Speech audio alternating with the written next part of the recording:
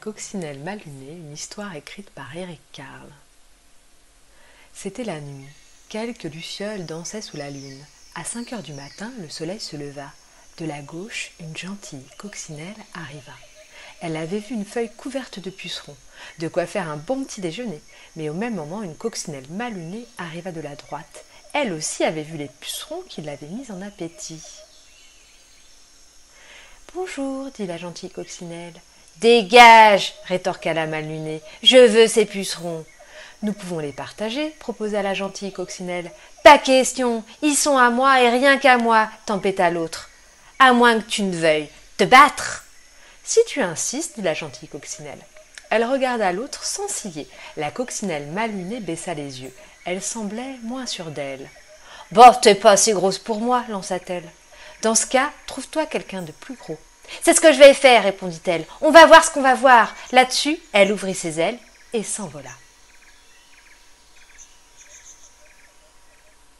À 6 heures, elle vit une guêpe. « Et toi, tu veux te battre ?»« Si tu insistes, dit la guêpe en dardant son aiguillon. »« Bah, t'es pas assez grosse pour moi, dit la coccinelle. Et elle s'envola. À 7 heures, elle aperçut un coléoptère. « Et toi, tu veux te battre ?»« Si tu insistes, dit le coléoptère en ouvrant ses mâchoires. »« Bah, t'es pas assez gros pour moi, dit la coccinelle. Et elle s'envola. À 8 heures, elle rencontra une menthe religieuse. « Et toi, tu veux te battre ?»« Si tu insistes, dit la menthe religieuse qui brandit ses pattes de devant. »« Bah, t'es pas assez grosse pour moi, dit la coccinelle. Et elle s'envola. À 9 heures, elle découvrit une fauvette. « Et toi, tu veux te battre ?»« Si tu insistes, dit la fauvette qui fit claquer son bec. »« Bah, t'es pas assez grosse pour moi, dit la coccinelle. Et elle s'envola. À 10 heures, elle apostropha un homard. « Et toi, tu veux te battre ?»« Si tu insistes, dit le homard, en cisaillant l'air de ses pinces. »« Bah, t'es pas assez gros pour moi, dit la coccinelle. Et elle s'envola.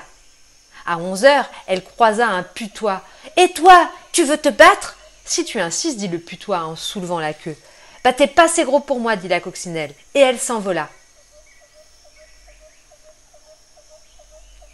À midi, elle défia un boa constricteur. « Et toi, tu veux te battre ?»« Si tu insistes, dit le serpent, dès que j'aurai déjeuné. »« Bah, t'es pas assez gros pour moi, dit la coccinelle. Et elle s'envola.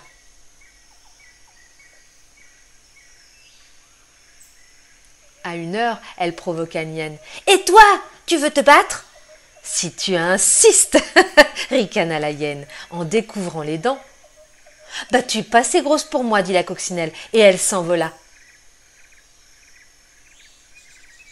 À 2 heures, elle trouva un gorille. « Et toi, tu veux te battre ?»« Si tu insistes, dit le gorille en se frappant la poitrine. »« Bah, t'es pas assez gros pour moi, dit la coccinelle, et elle s'envola. » À 3 heures, elle se précipita sur un rhinocéros. « Et toi, tu veux te battre ?»« Si tu insistes, dit le rhinocéros en pointant sa corne. »« Bah, t'es pas assez gros pour moi, dit la coccinelle. » Et elle s'envola. À 4 heures, elle se jeta sur un éléphant. « Et toi, tu veux te battre ?»« Si tu insistes, dit l'éléphant en exhibant ses défenses. »« Bah, t'es pas assez gros pour moi, dit la coccinelle. » Et elle s'envola. À 5 heures, elle se rua sur une baleine. « Et toi, tu veux te battre ?» La baleine ne daigna point répondre. Qu'importe, elle n'était pas assez grosse de toute façon. À 5h15, la coccinelle interpella une des nageoires de la baleine. « Et toi, tu veux te battre ?» Elle ne reçut pas de réponse, aussi s'envola-t-elle. À 5h30, elle questionna l'autre nageoire. « Et toi, tu veux te battre ?» On ne lui répondit pas davantage, et elle s'envola de nouveau. À 6h moins le quart, elle s'en prit à la queue de la baleine. « Et toi, tu veux te battre ?» Elle n'entendit pas de réponse. Mais elle reçut une telle gifle qu'elle fut balayée par-dessus terre et mer. À 6 heures du soir, la coccinelle mal lunée était de retour, fort mal en point. « Ah, te voilà encore, dit la gentille coccinelle. Tu dois avoir faim.